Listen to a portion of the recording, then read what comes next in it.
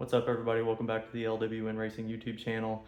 Today I got another truck video for you. I know like 2-3 videos ago, the last Camaro video that I had, I said that my next video was going to be the big release on the parts for it, but that project's ended up taking a little bit longer than I anticipated, and some stuff has happened in between there, and I just haven't had a lot of time to dedicate to this.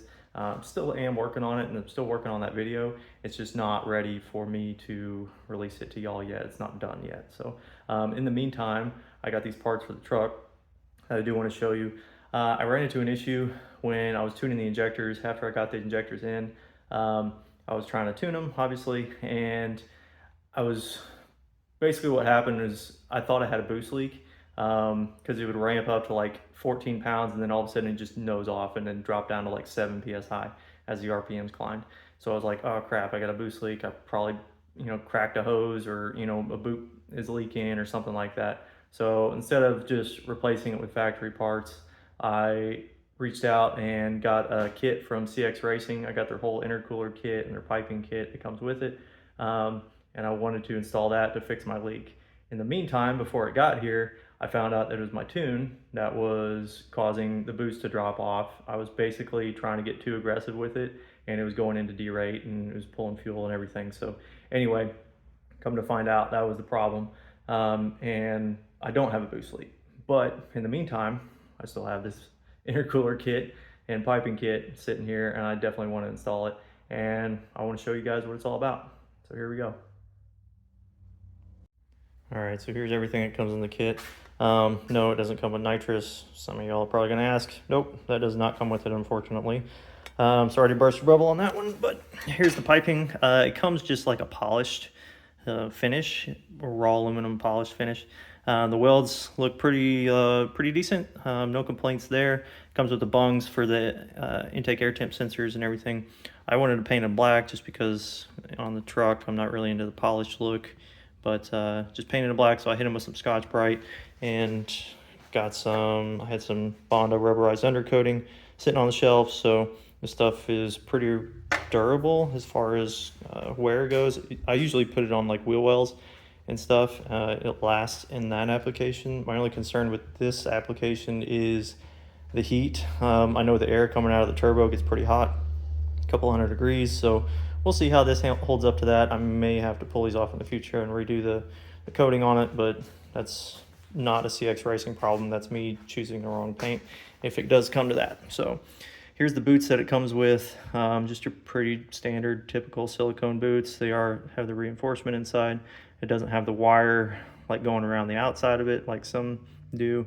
I wouldn't use these if you're running like 70 plus pounds of boost, but I'm only running like 32, so this is fine for that application. I'm sure these will be plenty substantial to hold up to that application. It comes with a couple bends in it too. There's one that has a taper transition on it. I think this is the one that goes coming out of the turbo. Anywho, the brackets, lower brackets there, upper brackets, a little bit of hardware, a couple 4 bolts. This does not come with instructions, so if you guys are interested, or if you guys are the type that needs some instructions to put this together, hopefully this video will help you a little bit, but yeah, it doesn't come with instructions. Intercooler itself, pretty substantial, as you can see. It's a 4-inch core. I don't know what the stock one is. I'll pull the stock one off, or once I get the stock one off, I'll set them side by side and take some measurements for y'all that are interested in that sort of thing. But clamps, as far as clamps go, it comes with these T-bolt clamps. These are the good clamps, not the traditional like screw type like you use for like a radiator hose. These are the good ones, so you can really crank down on these and get some good clamping.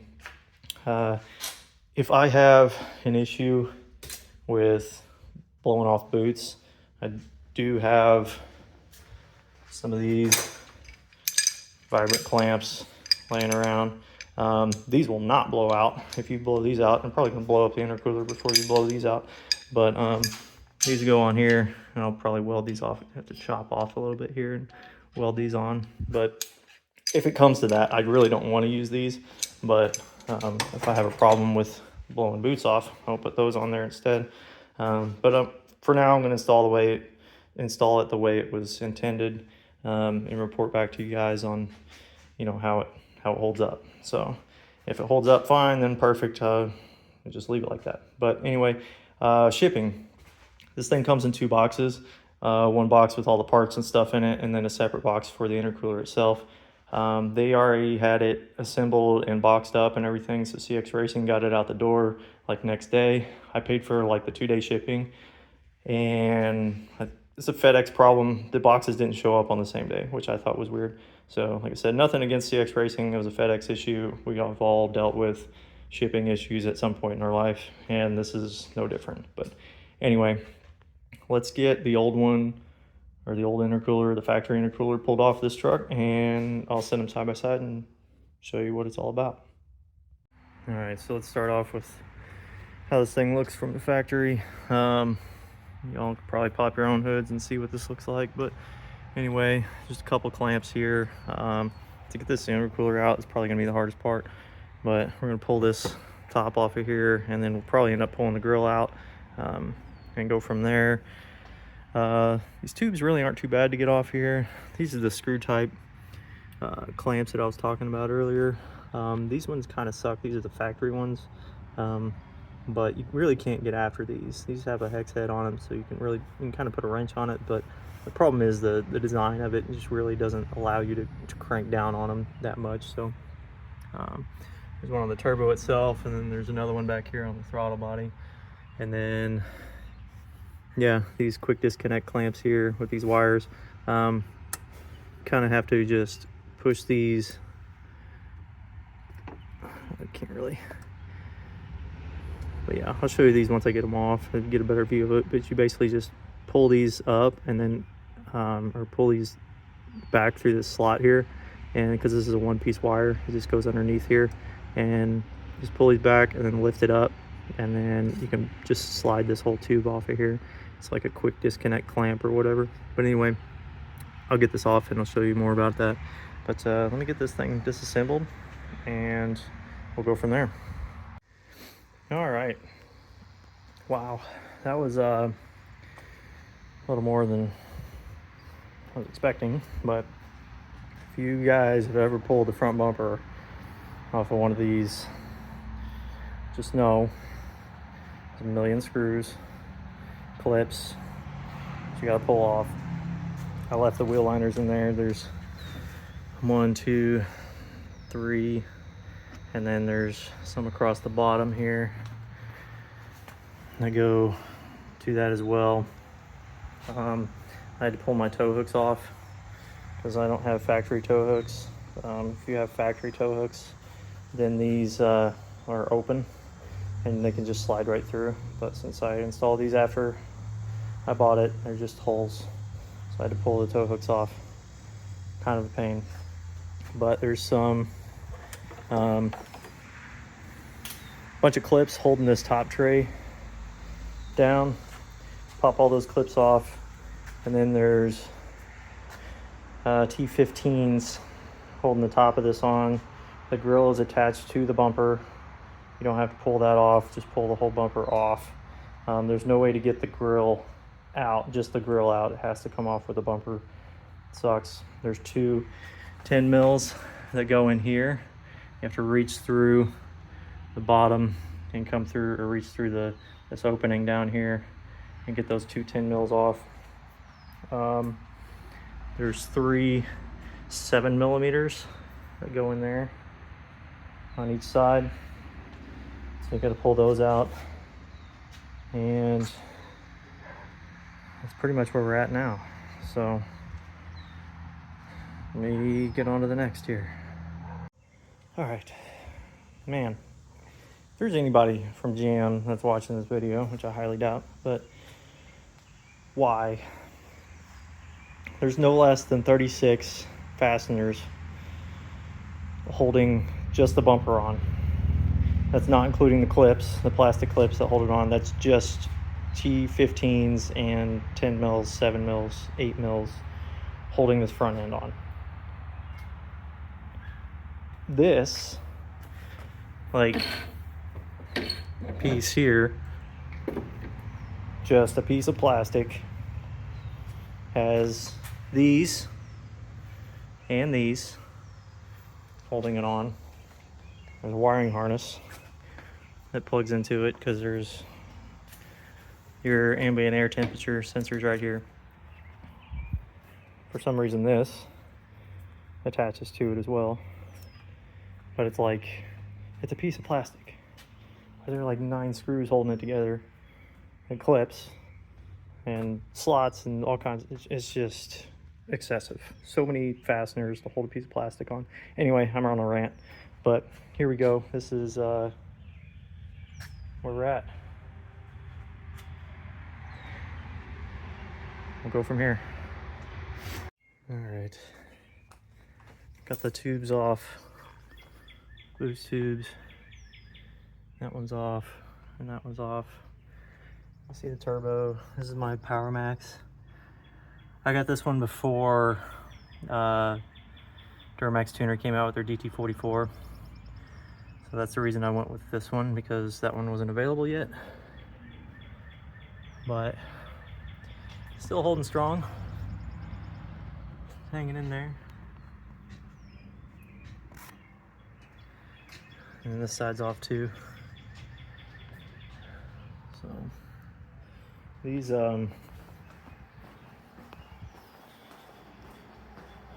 clamps, like I said, can be kind of a pain. So you can see how they work. That wire, if you pull this out, it'll pull on these and they'll move out of the way. I don't know if I can do that with one hand here. You kind of see that, how that works. But yeah, just push this hose into the intercooler and then pull up on the spring and then it'll slide right off. I am interested in getting this intercooler out and seeing how much oil is in the bottom of it, because I've never run a catch can on this. And the intercooler inlet's like right here, so if there's any oil in there, it's going to be sitting out at the bottom. So I'll pull it out. It looks like this is attached to the radiator, so I'm going to have to pull these out and then tilt the radiator back, maybe somehow. I don't know, I haven't done this before, so I'm kind of winging it, but I'll let you know as soon as I get it off. All right, intercooler's out. It's on the floor here. Oh man, pulling this thing off is the only way to do this. Definitely have to take the upper mounts off for this radiator. They bolt up here. I try to just push the radiator back, but this thing is in here, like in between here. It's got these shrouds that attach to it. There's only 2 bolts that hold the intercooler to the radiator. There's one here and then another one over here. And these there's like clips that attach the tops of these to the intercooler itself. And the bottom of it just slots in these grooves on either side. So yeah, pulling these 2 out, kind of difficult. I used a ratchet wrench, gear wrench, whatever. Pulled those out from the top and got the bolts out, but then getting the intercooler out. Once you get the bolts out and the hardware out, getting the intercooler out is still a pain in the butt. It is super tight up against the sides here on both sides, and this lip kind of prevents you from getting out. I thought I could just slide it out the top, but this is the same situation up here. So, and there's no way to like cock it sideways to like get one side out. So in the instructions, I guess not on the instructions, there is no instructions, but on the website it says you have to like bend a metal piece, and what they're talking about is this side here. I bent this out so I could get the intercooler out this way and slide it out. The new one doesn't go in here, so you don't have to worry about that, but just bend that out, and so you can get the intercooler out. The correct way to do it would be to pull the whole radiator stack out and unbolt it that way, but I'm not interested in draining the fluids on this thing The AC condenser is also bolted to this whole situation. So yeah, anyway, that's the fastest way to do it. It's just bend that out. It kind of sucks. I really hate doing stuff like that. That's kind of a hack way to do it, and I'm not proud of it, but it's really the only way to get it out without pulling this whole mess out. So from here on out, yeah, I'm just putting it back together. So I'm going to be installing new stuff. I'm going to put this guy back on here, and because the new bracket bolts in here, the top bracket does, and then the new bottom brackets bolt in like one of these two holes. I'm not really sure yet, but yeah, I'll show you that once I get there. All right, I got this thing propped up here. Let's try to drain the oil out of it, see if there is any oil in it. I got nothing yet. It's been sitting up here for a minute or two, but we'll see how it goes. But I did want to get some measurements for you on this guy. So we're at like 26.5 wide.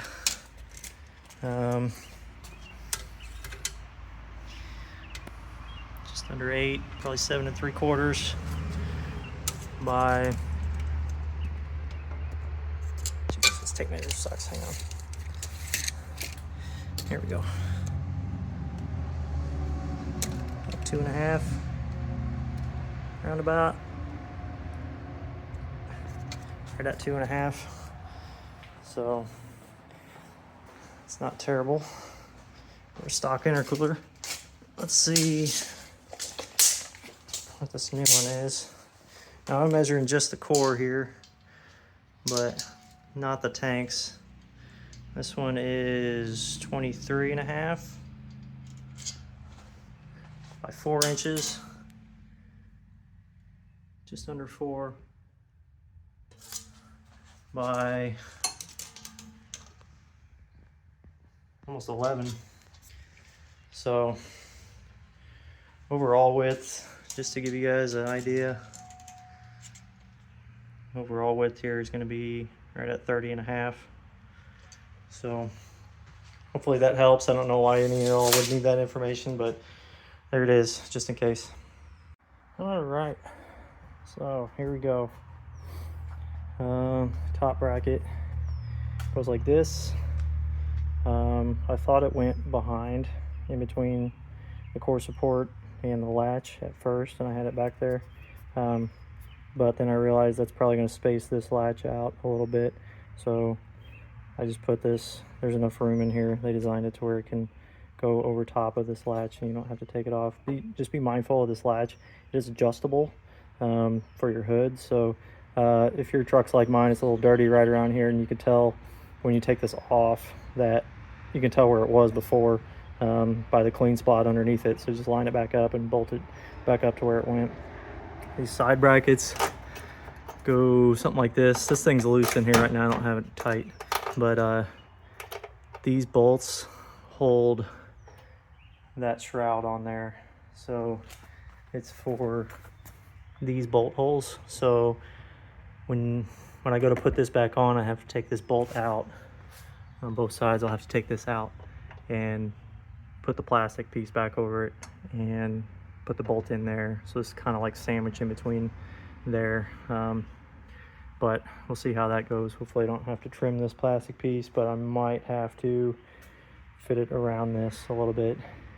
In the photos online, there's a CX Racing logo on here. Mine didn't have that. I don't know if they all come like that or if it's just mine didn't come with it. I'm not really sure. I actually prefer it this way. Kind of nice that it doesn't have any branding on it, but anyway, it's kind of how it goes. I tried to put the boots on first, but I couldn't fit them both on. I was able to do one. You can see here, kind of, I got this boot on when I installed it, but I couldn't fit, if I put 2 boots on, I couldn't fit it in there, but I could fit one in there. So I figured it'd be a little bit easier than trying to install the boots after I put this on here. So, but it just won't fit with 2 boots on there. It makes it so much wider because these aren't straight. These inlets aren't straight, they're angled. So it makes, when you put this on there, it extends it even wider. So anywho, yeah, I'm gonna keep going, snug this thing down, and I think I'm gonna try to put the piping on next while I still got this thing all apart and loose and I can move it around and whatnot. but let's go from there. All right, so got all the piping on. These up here, so I need to straighten this one out. It's a little crooked, but I got all the sensors in. The sensors went in just fine. The throttle body side and this clamp here is the 2 3/4 inch clamps. All the rest of them are 2 1/2s, except for the one that's on the turbo itself. It's the small one. But try to rotate these clamps to where it's not going to hit the intake tube going down to the turbo there. Same with those down there. Kind of rotated them out of the way. These up here, kind of a pain to get to. I'll show you a good way of that, but and these over here, same way. Really a pain to get to. Orientation is key. Hope you can see that. But they're in there. I still got the intercooler somewhat loose. Piping's holding it in there pretty good, but I'm going to crank these down and then take those 2 bolts out, the black ones, and then start putting the front end back on this thing. I'll probably put this intake tube from the air filter down there back on first, make sure that clears, make sure it doesn't hit these clamps here. I'm not really sure yet, but we'll find out. But yeah, this is the orientation of those tubes, if you're curious. The pictures online are a little bit different. I think they changed this tube a little bit, or both of these tubes a little bit. They're close. They're really similar to what it shows online, but this is how this goes. I think it turned out good with the black. It is touching here, so I'm gonna see if I can finagle this. The problem is getting the tube far enough forward to reach the throttle body is the issue. I don't know if I can move this around or move the tube around. I'm gonna try moving the tube around first, and if that doesn't work, maybe I can slide this off of here and do something with that, maybe. I don't know, I'll figure it out. But I can rotate it away. Maybe I can rotate it this way. I don't know. I'll figure something out. I'll let you know. Alrighty, I got the intake on. As you can see, fitting, it's got this, the factory intake has this muffler thing on it, and it's kind of hard to fish it down in there past the tube, as you can see. But I got it in there, it's on, everything's back together. So all the clamps are tight, everything. I moved that one. As you can see, it's kind of out of the way, about as good as it's going to get. This shroud piece, I had to modify it. It's too close in here. There's a little piece that sticks out. It goes all the way across the length of this thing, both top and bottom. So I just took this piece on the old belt sander here and made a mess and cleaned it up. Basically, it took about 1/4 to 1/2 inch off the entire length of this, off both of these, and in the center rib here. Just hit it with the belt sander, sanded it down a little bit. Wasn't too bad of a job, was kind of annoying. I got the brackets in there. I kind of had to bend it a little bit. I just took a pair of pliers and just gave it a little bend to clear the side here, because this piece is rounded. So just to clear that ever so slightly. Not a big deal, but I got the bolt in there. All the bolts are in. There's so many bolts holding this thing on. That one there, another one on this side, and then that one, this one. There's one in the middle right there, and of course this one on this side. There's a wiring harness here I need to plug in.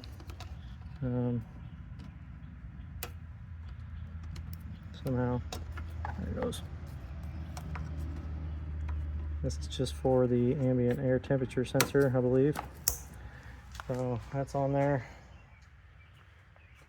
And then this, this is the way I've done it. It's probably not the best way to do it, but this wire normally runs through this notch right here, underneath here, and then plugs in underneath this. But plastic piece touches this aluminum, this new aluminum piece, so it sits flush. Focus here. You can kind of tell it sits flush, so it kind of pinches this wire a little bit. So I just ran it on top and around. All right, man, what a job. Got the whole front end on, back together. And final thoughts is on the install anyway. Took me about 4.5 hours. This is the first time I had the front bumper off of this thing completely, all the way off like that. So there's a learning curve. Maybe if I did this a second time, I could probably knock an hour and a half off of it, because I know what bolts to take out. Didn't have any spare bolts left over, so that was cool. There is 1,000,001 bolts holding this thing together, holding this front end on. I mean, you gotta look at all these little clips here. I mean, they're all over the place. One here, here, here, here, here, here. That's just holding this one piece on. And then there's 10,000 more clips holding the rest of this front end on. Like I said, there's 30 some odd bolts holding just the bumper on. You got the inner fender liners, you know, the under tray here. I had to take my tow hooks off. Just, you had to unplug the fog lights. Headlights stay, that's cool. But getting these pipes on here, getting clamps lined up, you know, fitting everything up nice to where it looks decent. And I like that I painted it black. Turned out pretty good, I think, for what it is. But that's my thoughts on that. Tell you what, let's go take it for a drive. I did not make a video after I put these injectors in, so I'll show you those as well. But let me get cleaned up and we'll go for a spin. All right, so this intercooler's been sitting here draining into this Tupperware for about 4 or 5 hours now, and that's all that's in there. So looks like there's a little bit of moisture in there, but other than that, it's really not as bad as I thought. I've never had a catch can on this, and this is the first time this intercooler's been out to really like drain it ever, so I'm actually impressed. Figured a catch can would be necessary, but seems like the intercooler really would be the catch can in this case, but it didn't really catch a whole lot, so it's either that or it's just passing right through it and going into the motor. But all right, everybody, I'm gonna take this thing out on the road, show you what it's like.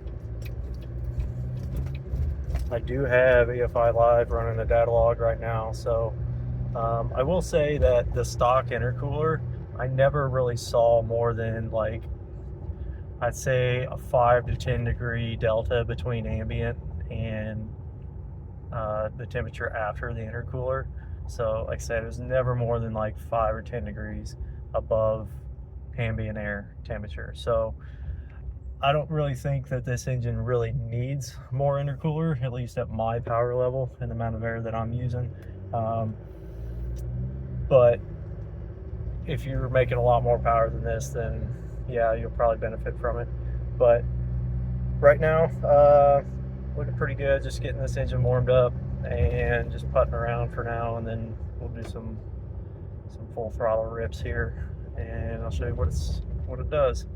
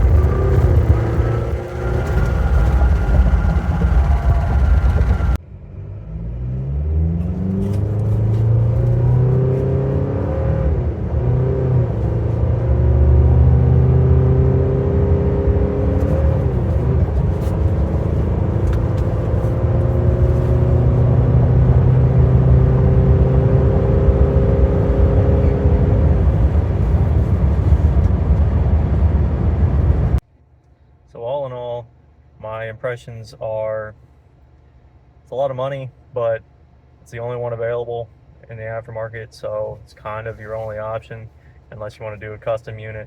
As far as sound goes, it's a little bit deeper of a tone than stock, and when I say that, it's like 2%, 3%. You know, it's not much.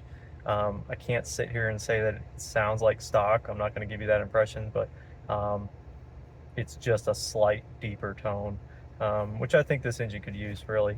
It's more of like a throaty, like intake sound, like you'd hear with a cold air intake or something like that.